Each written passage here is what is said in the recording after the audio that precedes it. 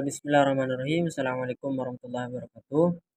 Baik, di sini kami sebagai kelompok 5 yang beranggotakan saya sendiri, Muhammad Ferdiansa, dan juga teman saya, Dek Tias, dan juga Mbak Laila Mamnunah.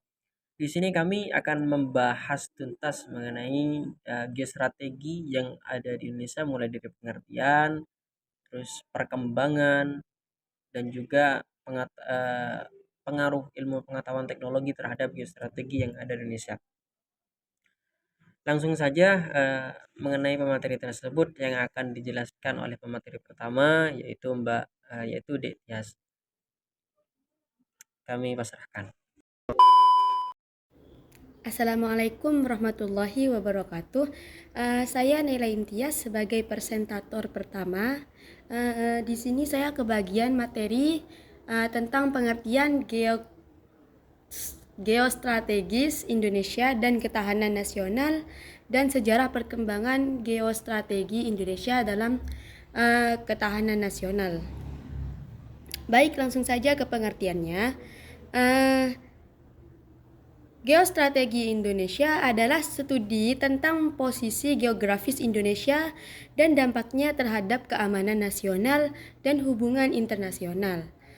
Posisi geografis Indonesia yang strategis di antara dua benua dan dua samudra menjadikan Indonesia sebagai negara yang penting dalam hubungan internasional dan perdagangan global.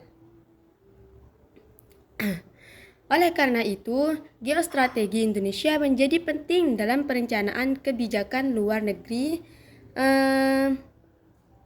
dan pertahanan nasional. Sedangkan ketahanan nasional adalah kemampuan suatu negara untuk melindungi diri dari ancaman dan menjaga keutuhan wilayah, kedaulatan dan keamanan nasional. Ketahanan nasional mencangkup beberapa aspek, contoh seperti aspek militer, politik, ekonomi, sosial, dan budaya. Dalam konteks Indonesia, ketahanan nasional menjadi penting karena Indonesia memiliki wilayah yang sangat luas, beragam suku, bangsa, dan budaya, serta berbatasan dengan negara-negara tetangga yang menjadi kepentingan yang mungkin berbeda. Oleh karena itu, ketahanan nasional menjadi fokus utama dalam perencanaan kebijakan pemerintah Indonesia untuk memastikan keamanan dan stabilitas nasional. Selanjutnya yaitu sejarah perkembangan geostrategi Indonesia dalam ketahanan nasional. Sejarah perkembangan geostrategi Indonesia dalam ketahanan nasional dimulai sejak masa penjajahan Belanda. Pada saat itu, Belanda memandang Indonesia sebagai sumber daya alam dan pasar yang penting bagi kepentingan ekonomi mereka. Oleh karena itu, Belanda membangun infrastruktur dan jaringan transportasi di Indonesia untuk memudahkan pengangkutan sumber daya alam ke Eropa. Namun, infrastruktur ini juga dimanfaatkan untuk kepentingan militer Belanda, sehingga Indonesia menjadi penting dalam geostrategi militer Belanda.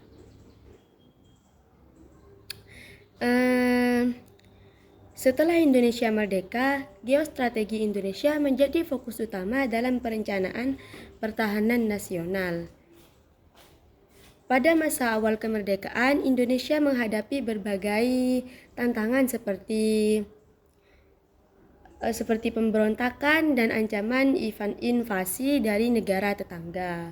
Oleh karena itu, Indonesia membangun kekuatan militer dan memperkuat pertahanan nasional untuk menjaga keamanan dan stabilitas nasional.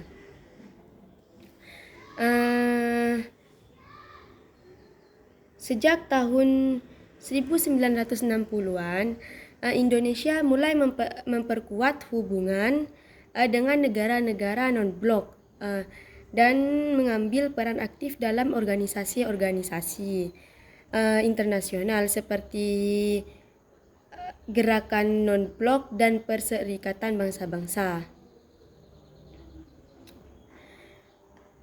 Hal ini membuka peluang bagi Indonesia untuk memperkuat posisi geostrategisnya dalam hubungan internasional dan meningkatkan ketahanan nasional. Pada tahun 1998, Indonesia mengalami krisis politik dan ekonomi yang serius, yang mengakibatkan penurunan kekuatan militer dan kerentanan terhadap ancaman dari dalam dan maupun dari luar negeri. Namun, Indonesia berhasil pulih dari krisis tersebut dan memperkuat pertahanan nasional melalui performasi militer dan perbaikan ekonomi saat ini. Geostrategi Indonesia dalam ketahanan nasional terus berkembang dengan fokus pada peningkatan kekuatan militer, kerjasama regional dan internasional, serta pembangunan infrastruktur dan teknologi untuk mendukung pertahanan nasional. Mungkin hanya itu yang dapat saya sampaikan. Kurang dan lebihnya mohon maaf. Wassalamualaikum warahmatullahi wabarakatuh. Assalamualaikum warahmatullahi wabarakatuh. Di sini saya kebagian untuk menjelaskan tentang konsepsi geostrategi Indonesia dan tujuan geostrategi Indonesia. Baik, langsung saja di sini saya akan menjelaskan terlebih dahulu tentang konsepsi geostrategi terlebih dahulu. Konsepsi geostrategi di Indonesia itu didasarkan pada kondisi, metode, atau cara dalam mengembangkan potensi kekuatan nasional yang ditunjukkan untuk pengamanan terhadap kemungkinan yang terjadi, gangguan yang timbul, serta untuk menjaga keutuhan kedaulatan negara Indonesia dalam pembangunan nasional. Geostrategi di Indonesia sangat dipengaruhi oleh letak geografisnya sebagai negara kepulauan yang terletak di persilangan antara Samudra Pasifik dan Samudra Hindia.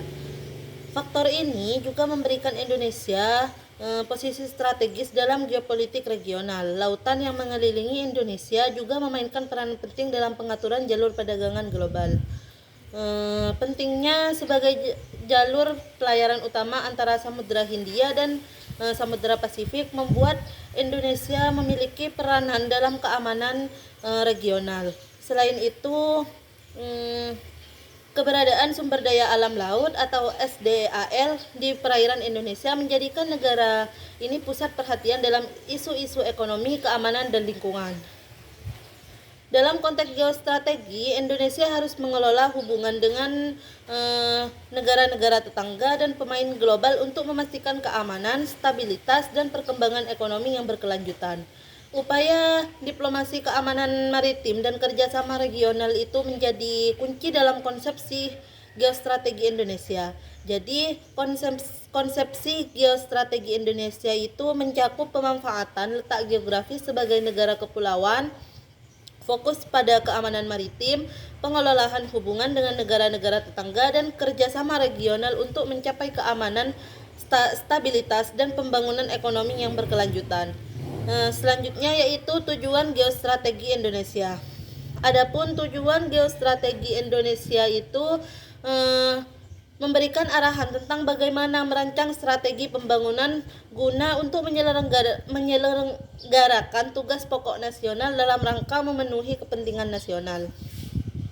Geostrategi menjadi sangat penting karena setiap bangsa yang telah bernegara membutuhkan strategi dalam memanfaatkan wilayah negara sebagai ruang hidup nasional dan untuk menentukan kebijakan, sarana, dan sasaran perwujudan kepentingan dan tujuan nasional melalui pembangunan, sehingga bangsa itu tetap eksis dalam arti ideologis. Maksud dari kalimat tersebut adalah bahwasannya tujuan geostrategi Indonesia itu mencakup memberikan arahan tentang cara merancang strategi pembangunan untuk menjalankan tugas pokok nasional.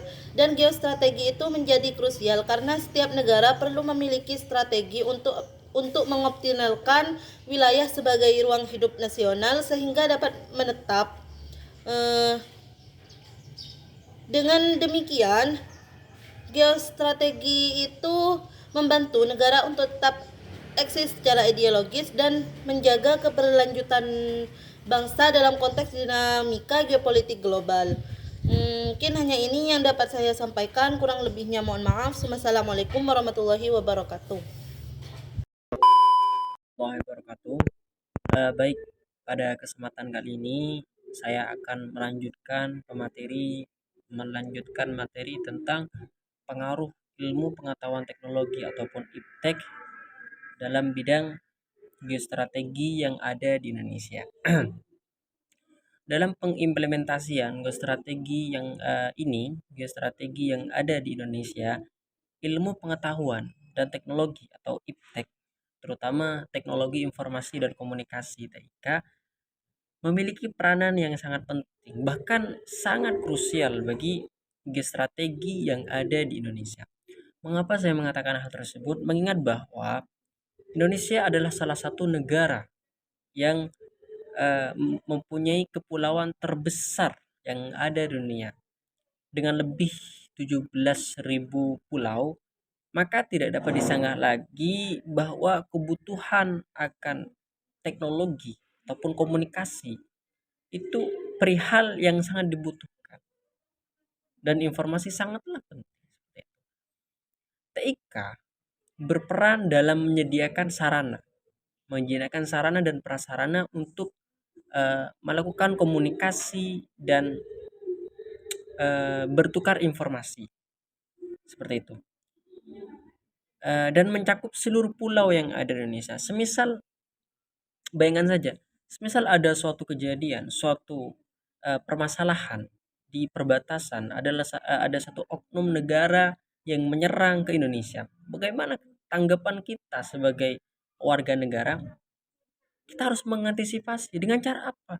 Dengan cara memberikan informasi kepada semua warga negara Indonesia bahwasanya ada salah satu titik yang diserang oleh oknum-oknum negara tertentu. Itu berlandaskan ilmu pengetahuan teknologi. Makanya ilmu pengetahuan teknologi sangatlah penting. Tidak hanya itu, semisal ada di suatu pulau, ada di suatu daerah terkena bencana, terkena banjir. Untuk mengantisipasi hal tersebut, kita harus memberikan informasi kepada semua warga negara Indonesia akan kejadian tersebut. Jadi, ilmu pengetahuan teknologi bagi geostrategi yang ada di Indonesia itu sangat penting. Ya. Bahkan kita andaikan saja negara sebesar Indonesia yang eksistensinya beragam budaya, beragam agama, beragam seni, bahasa, dan lain semacamnya, tidak mempunyai ilmu pengetahuan teknologi. Bagaimana cara kita mengimplementasikan? Sedangkan sekarang adalah zaman modern. Tentunya hal tersebut sangat penting bagi kelangsungan warga negara Indonesia. Apalagi tentang geostrategi yang ada di Indonesia.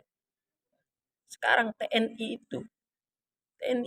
menggunakan ilmu pengetahuan teknologi, mulai dari alat untuk berperang, alat berkomunikasi. Nah, hal tersebut sangat penting. Mungkin hanya itu yang bisa saya sampaikan mengenai pengaruh ilmu pengetahuan teknologi dalam bidang geostrategi yang ada di Indonesia. Nah, mungkin hanya itu. Saya akan lanjut nantinya tentang sistem ketahanan sosial yang ada di Indonesia. Baik, bismillahirrahmanirrahim. Selanjutnya saya akan menjelaskan mengenai pengaruh aspek ketahanan nasional terhadap kehidupan berbangsa dan bernegara. Dalam keamanan ataupun ketahanan nasional terhadap kehidupan berbangsa dan bernegara itu ada 5 aspek. Yang pertama itu adalah aspek ideologi, aspek politik ataupun pengaruh aspek politik.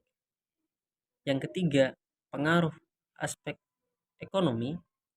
Dan keempat, pengaruh aspek sosial dan budaya. Dan juga yang terakhir adalah pengaruh aspek ketahanan dan keamanan sosial bagi seluruh rakyat Indonesia. Yang pertama itu mengenai aspek ideologi. Ideologi itu apa? Ideologi adalah merupakan suatu gagasan dan keyakinan yang menyangkut bidang seperti politik, sosial, agama, dan budaya. Di Indonesia sendiri, itu mempunyai suatu ideologi yang dinamakan dengan Pancasila. Pancasila identik ataupun bersifat demokratis, nasionalis, dan itu harus tertanam ataupun untuk keberlangsungan warga negara Indonesia, untuk mengamalkan ataupun menjadikan Pancasila sebagai hukum tertinggi yang ada di Indonesia. Bagaimana hubungan antara ideologi ini dengan sistem keamanan dan ketahanan nasional? Sangat berhubungan. Kita harus memfilter ideologi luar yang masuk ke Indonesia. Untuk apa? Untuk membawa Pancasila dijadikan sebagai jati diri bangsa, agar tidak kehilangan jati diri bangsa sebagai ideologi Pancasila. Dan yang kedua adalah aspek politik. Politik ini berkaitan dengan upaya memperoleh kekuasaan. Kekuasaan dari mana? Dari dukungan masyarakat. Pada era reformasi, penegakan demokrasi dan HAM itu kadang mengorbankan kepentingan pribadi. Hal itu tidak mencerminkan ketahanan dan keamanan nasional.